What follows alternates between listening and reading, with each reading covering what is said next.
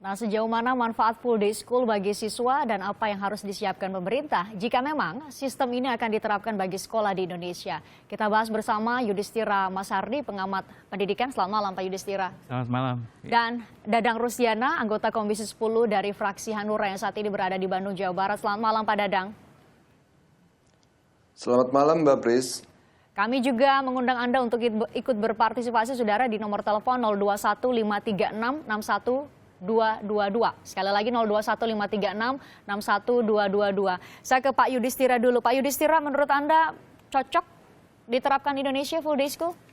Ya, sebetulnya konsep sekolah seharian ini kan bukan hal baru ya, karena banyak, terutama sekolah swasta itu sudah melaksanakan ini bertahun-tahun, apalagi seperti dikatakan Pak Yusuf Kalla, pesantren-pesantren itu kan bahkan bertahun-tahun menjadi sekolah berasrama, itu tidak ada masalah karena mereka secara konseptual, secara infrastruktur mereka sudah siapkan. Yang menjadi masalah ini kan sehingga masyarakat menjadi gaduh ini ketika ide ini dilontarkan oleh seorang menteri pendidikan yang bahkan baru saja dilantik, sehingga seakan-akan memberi kesan kepada masyarakat bahwa ini adalah program yang akan dia segera lakukan dan simsalabim besok ketika setelah ayam berkokok ini dilaksanakan, sehingga semua panik karena seharusnya kan tidak seperti itu ya. Sebab dunia pendidikan kita punya PR yang luar biasa banyak yang belum selesai. Sekarang ini kan yang kemarin menjadi yang diwariskan oleh dua menteri pendidikan yang terdahulu itu kan kurikulum 2013 saja belum selesai, belum tahu kita mau apakan gitu kan. Seharusnya menteri yang baru ya tenang dulu lah, belajar dulu, merenung dulu bagaimana dia harus bersikap kepada apa yang ditinggalkan oleh menteri terdahulu, bukan ujuk-ujuk bikin program baru lagi seakan-akan itu untuk seluruh Indonesia bisa dilaksanakan dalam waktu 1 malam. Dan ini kan akan menimbulkan juga banyak dampak yang luar biasa, dan terutama yang membuat saya prihatin adalah ya sekali lagi yang akan menjadi korban adalah para murid. Ini akan selalu menjadi eksperimen di bidang pendidikan. Jadi ini sekali lagi korban dari pergantian sistem setiap ganti menteri. Betul, itu kan menjadi korban dari mitos atau bukan fakta bahwa setiap menteri baru selalu ada program baru yang bikin kejutan masyarakat luas tanpa seolah-olah tidak dipikirkan lebih jauh ide itu. Jadi ada keterkejutan begitu, mereka terkejut. Ya. Pak Dadang Rusdiana, ini anggota Komisi 10 DPR yang membidangi pendidikan. Anda seperti apa? Setuju dengan gagasan menteri baru? Ya, dilihat dari niat dan gagasan tentu harus kita hargai bahwa ini adalah sebuah gagasan saya kira yang diawali dengan niat untuk bagaimana menguatkan karakter, kemudian bagaimana menjabarkan revolusi mental, kemudian bagaimana juga untuk mencapai tujuan pendidikan nasional, membentuk insan yang takwa, terampil, cerdas. Tapi kemudian tentu ketika seorang menteri menyampaikan kebijakan seperti itu, saya kira ini memang pertama tentu saya sepakat dengan Pak Yudhistira.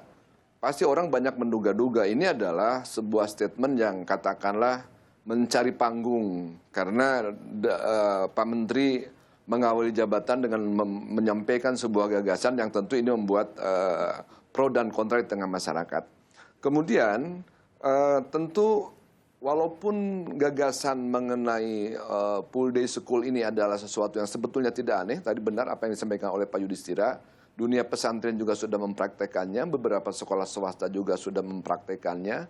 Tapi kemudian secara umum sekolah-sekolah yang dimiliki oleh pemerintah, sekolah-sekolah swasta yang kebanyakan, itu tentu sangat kerepotan kalau kemudian gagasan seorang menteri ini harus diimplementasikan dalam jangka waktu dekat. Banyak problem-problem yang belum kita selesaikan. Seperti tadi persoalan kurikulum 2013. Kemudian juga sebagaimana kita ketahui bahwa masih banyak sekolah-sekolah atau anak-anak belajar pada ruang sekolah yang rusak sedang, rusak berat.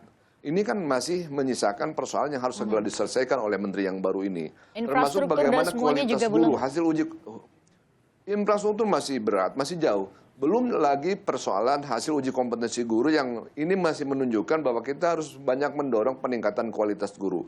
Dapat kita bayangkan misalkan banyak sekali di daerah itu yang sekolah itu 2 shift. Yang satu sampai jam 1, kemudian masuk, kemudian sekolah siang mulai jam 1. Dapat kita bayangkan, kalau misalkan shift pagi itu sampai jam 5, kemudian shift kedua, apakah harus sampai tengah malam? Ini juga menjadi persoalan. Banyak sekali sekolah-sekolah yang seperti itu. Baik. Kemudian kalau kita lihat dari aspek infrastruktur, memang saya kira masih banyak sekolah-sekolah kita yang belum siap. Bagaimana sekolah menyiapkan ruang bermain yang memadai, ruang olahraga, ruang musik. Guru ketika juga. anak misalnya, katakanlah kalau belajar 6 jam, kemudian sisanya untuk bermain, penanaman karakter, mengaji dan sebagainya, belum semua sekolah siap dengan segala sarana prasarananya. Jadi Pak saya kira Dadang sebagai ada yang sebuah bergabung gagasan bersama kita, hargai. Pak Dadang. Pak Dadang, ada Pak Arianto yang bergabung Ya, bersama silakan. kita dari Tangerang. Kita dengarkan dulu pendapatnya. Selamat malam, saya sapa Pak Arianto Ya. dari Tangerang. Selamat malam. Selamat malam. Pak Arianto, Pak Grace. silakan pendapat Anda. Ya, selamat malam.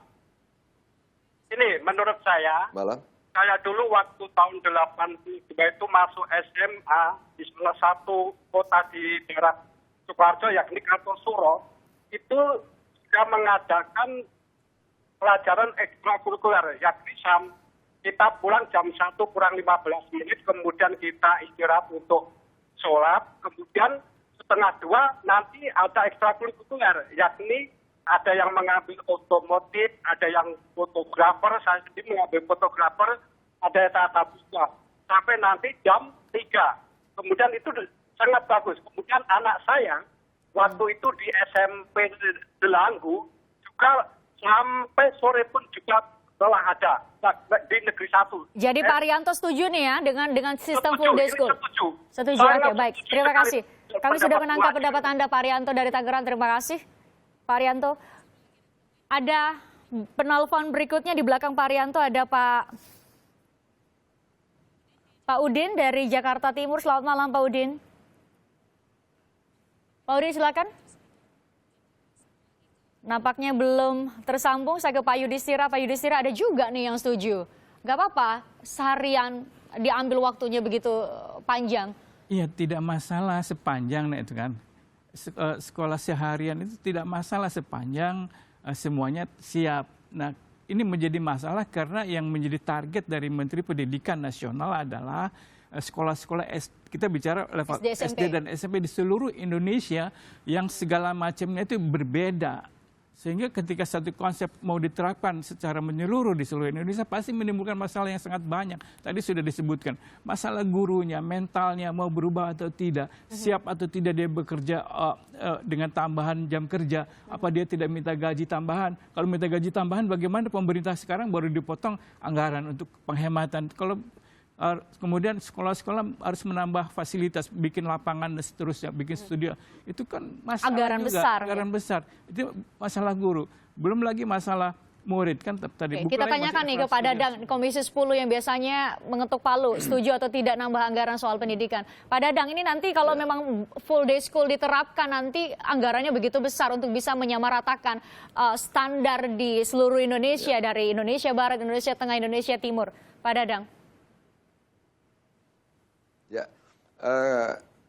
Kementerian Pendidikan itu sudah menerbitkan yang disebut dengan neraca pendidikan. Di situ sangat tergambar sekali bagaimana peta pendidikan, sarana prasarana guru, jumlah siswa dan lain sebagainya dari Sabang sampai Merauke.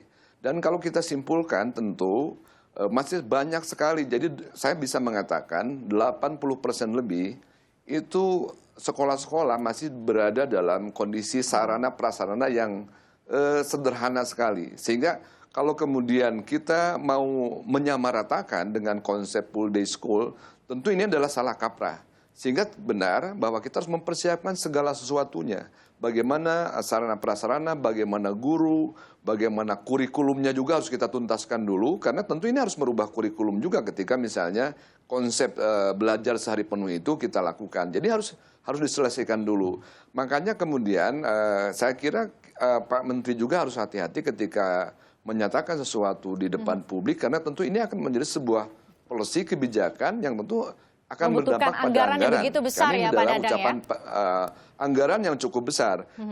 Kemarin itu kan 20 triliun kita lakukan pemangkasan, kita lakukan efisiensi. Kemudian Bu Menteri yang sekarang Menteri Keuangan juga melakukan efisiensi sebesar 133 triliun. Jadi dapat kita bayangkan anggaran pendidikan tentu akan mengalami gangguan. Jadi jangankan misalnya untuk kita mempersiapkan konsep full day school dengan menyiapkan sarana prasarananya yang sekarang memang harus kita lakukan tentu lebih banyak lagi ketika kita menjalankan konsep Pak Menteri. Untuk yang kemudian memperbaiki saja sekarang sekolah-sekolah yang rusak, sekolah-sekolah yang rusak sedang, yang bahkan ada beberapa sekolah yang sama sekali tidak punya perpustakaan, tidak punya Pak Dadang, ada Pak Udin nih yang sekali. bergabung bersama kita. Pak Dadang, ada Pak Udin dari Jakarta Timur yang sudah bergabung bersama kita. Kita dengarkan pendapatnya. Ya, silakan. Silakan, Pak Udin. Ya, selamat malam Mas Evi. Ya, silakan Pak. Pada intinya kalau saya pribadi kurang setuju gitu ya. Masalahnya sampai saat ini aja kalau siswa, anak saya sendiri aja kadang pulang siang aja udah kelihatan lelah sekali gitu. Nah terus sebenarnya